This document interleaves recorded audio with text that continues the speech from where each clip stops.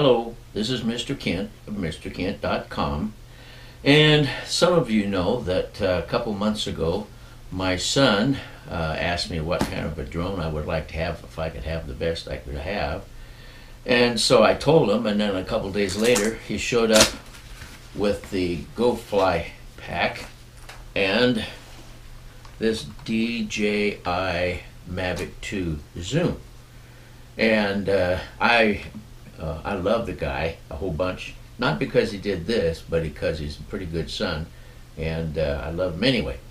That's not the point. The point is, I'm having a lot of fun with this, but this is not what got my adrenaline rushing. So let me let you watch a little video, about a minute and a half long, and then we'll explain further, okay?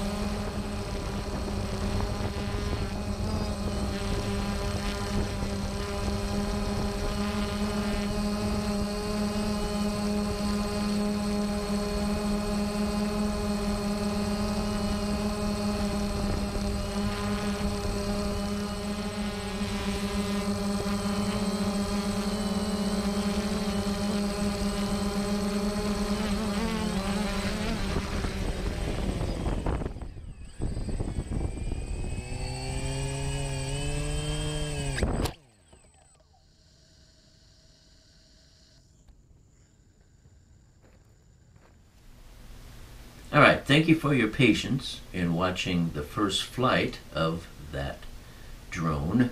And if you know your drones very well, you know that probably was something you had to hook the GoPro camera to, and so that means it was probably pretty old. Well, in the background of that video, you might have seen this box sitting back behind me on the grass back there. So let me tell you a little bit about how I got my adrenaline going way back in 2014. Okay, so let's put this down on the floor, open it up, and you can take a look at it. All right, let's open this thing up.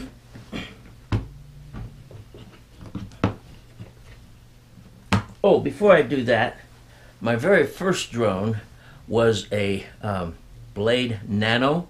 I was watching a flight test. The guys on there, they said that would be about the best to learn how to fly. So I had one of those, got that in 2014, and flew it for a long time, learning how to fly it, how to fly a drone. So now let's see what this one was. This is called a Phantom. You'll notice it just says Phantom. It doesn't say Phantom 1, it just says Phantom, because at that point in time it was the Phantom 1. And what happened was I decided I would get further into drones, and so I really couldn't afford to buy a Phantom 1, and they were coming out with a Phantom 2 at that point in time anyway. But this one a guy had for sale, used, for $450. And so I went ahead and bit the bullet, went and paid cash for it, took it home, and it had everything. Now it didn't have this one. I put this on it because if you'll notice, there's some extra stuff here that didn't come with it. This is a dual battery pack, and see, here's, let me just open this up here. If you've never seen a, oh, by the way, this is where the GoPro camera fastened in. You had to have a little Allen wrench to undo this, and then you put your GoPro camera in there, and then the gimbal would keep it level, as you might have seen in the video, and so it worked, and I got a lot of videos off of there. I'll put some links to them also. But anyway, so that held the camera, and then get this opened up. The battery went in here, and here's an original Phantom battery. I think it's a 2200 milliamp hour battery, and so it worked. That actually, it came with 6. This kit did, that whoever bought it, it came with 6. By the time I got it, they were pretty much toast. But anyway, so that was one of the original batteries. But you could only guarantee about a 6-minute flight. They said it would go for 10 minutes, but with this drone, whatever time when it reached a point where the battery was needed, where it needed to land, it just went straight down. There was no return to home. There was no warning. Actually, on the back, when this light started flashing red, it was telling you it was time to land. And if you were if it was at this angle to you, you see, maybe I get down here, that flashed red, okay? And then if it was turned this way and you didn't see it flashing red, it just started after about, I think it went about 60 seconds or something like that, once it started flashing, and then it just started dropping straight down. So it was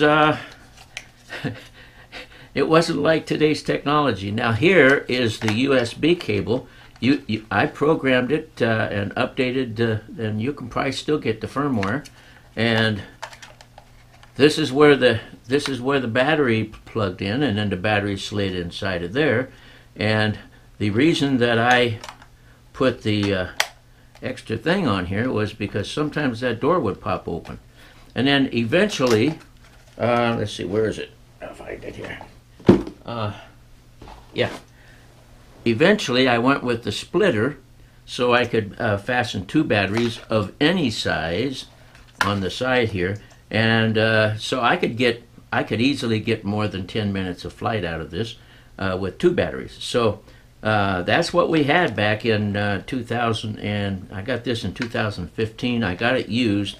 I think these came out in 2013, and so this is what got my Adronalin going, okay? Now, set that there for a minute, and I'll show you the battery charger. Now, this was a balanced charger. You'll notice the plug-ins there. You ran your power here, and then you ran. Let me find the battery here. Where did I put the battery? There it is, down there. All right. Okay. So this little guy here, he went into the side of this, and this guy here, he plugged into the battery, and then this plugged into the wall, and it was a balanced charger, as you can see. So DJI, and I happen to have a more powerful, this one took all night to charge a battery, so I had a more powerful one.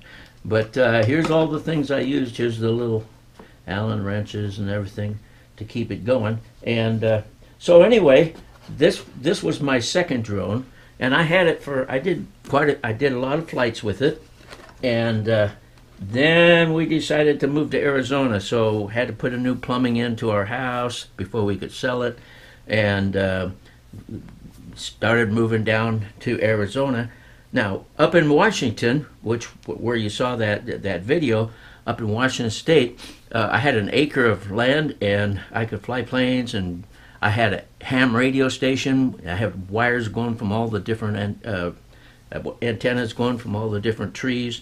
It was kind of cool. But when we moved down to Arizona, all of a sudden I got cramped. And also we moved into an area where, if you know what RF noise is, the RF noise in this area was so loud that it was as loud as the people talking. It was S9. So I sold my ham radio, all my gear from many years. I've been a ham radio operator for 50 years now. And so I sold it all, and I bought my first Bebop 2. And so that's what, and for the last couple of years I've been flying Bebop 2s, and then my son came up to me and said, if you could get a better drone, what would you get? And I said, well, I'd, get a Mavic 2 Pro. Or not Pro, I said Pro at the time. He got me a Zoom. But then, now I'm a DJI guy again. Now I've got a little video I want you to watch just for fun. It's how we used to, if we wanted to do FPV, instead of using our iPad or something like that. Watch this video. This is how I had to do FPV using my Phantom 1. Alright, so let's go to the video. Hello, this is Mr. Kent of MrKent.com's channel, and today I did my first FPV flight with my Quantum beginner set that you can get from Hobby King for about $79 plus shipping. And so everything went well after I got it all set up, but I wanted to show you how I set mine up, because I wear glasses, and when you wear glasses it's pretty hard to put the monitor on your face, and if I take my glasses off I can't very well see the quad when it's further out. So what I did was I used Velcro, and I taped the receiver on the side of the monitor, and of course, and then I'll run my battery down, and I'll show you what I did after that.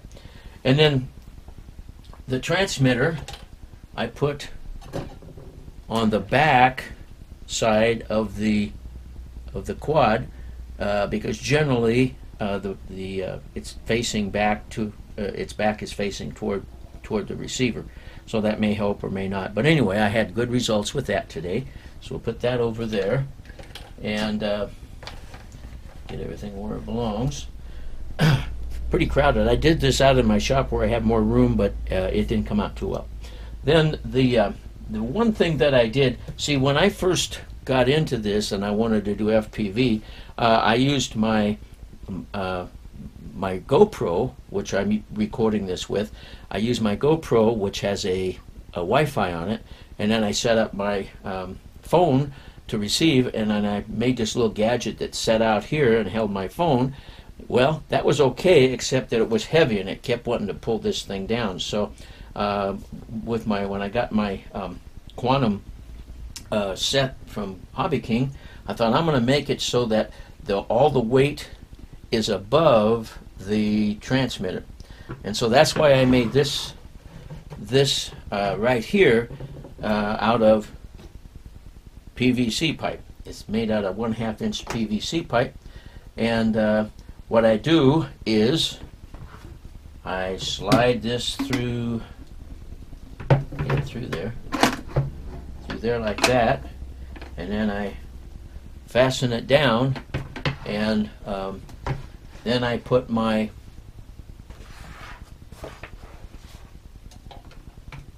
monitor up here. I don't know if you can get it all in the camera or not. Let me see. How can I hold that? Anyway, so that puts the monitor above the transmitter rather than out in front of it. Well, thanks for watching the video if you're still here. And just a couple things, and I'll let you go. The old controller, if you wanted to tilt the camera, this was what you moved. It was on the back. That's how you tilted the camera. But anyway, back in those days, just 5 years ago or so, it was a whole lot different than it is now. And so I hope you enjoyed the video, and don't let your adrenaline get too high and make you old. But I want to thank you for watching, and God bless.